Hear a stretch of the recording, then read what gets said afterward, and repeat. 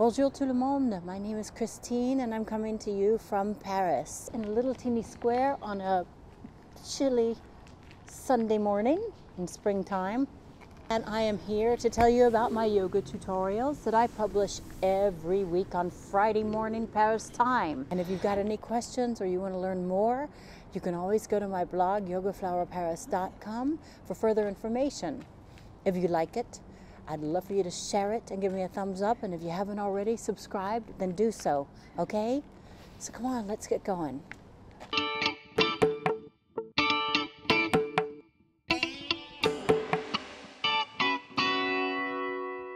Hi everybody, thanks for coming and visiting my channel once again. I'm glad to see you. I'm going to be showing you a way of getting a little bit more mobility in your shoulder that you can do with the two very simple variations.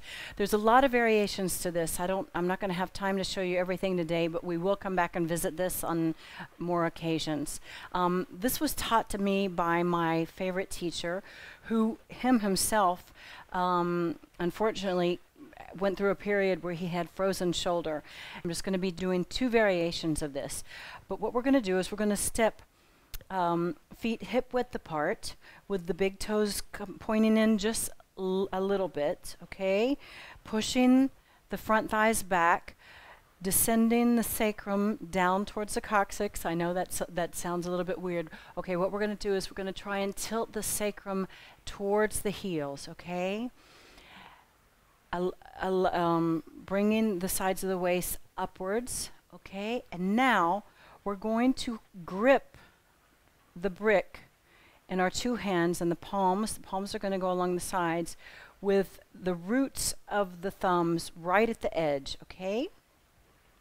And we're going to start with our arms straight, and we're going to go very slowly because there's some very interesting things that happen, and this is really telltale of what's going on in your scapular and the mobility that you do or do not have, or you think you have and you don't have.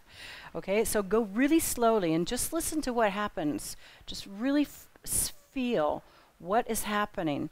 Keeping the arms as straight as possible. You're going to start to quiver. I'm quivering like mad. Keeping the shoulders away from the ears and bringing the arms in line with the ears. Okay, I'm going to turn sideways so you can see this, and just hold this. This is a very active pose. Well, I was going to say gentle, but it's not a gentle pose.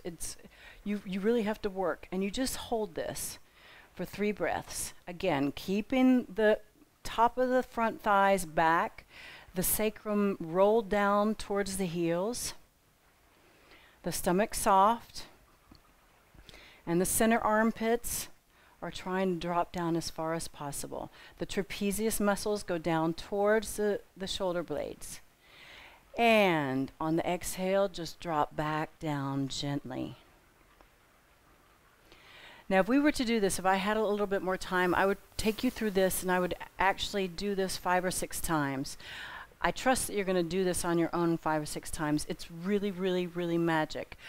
The second variation of this is we're going to bring it up above our heads in exactly the same way, very slowly, to really feel and listen to what's going on in the shoulders, because you're going to find that there's going to be one shoulder that's a lot stronger and wants to go a lot faster and does it a lot easier than the other one. And that's the interesting part. Now, when we get here, we go into phase 2.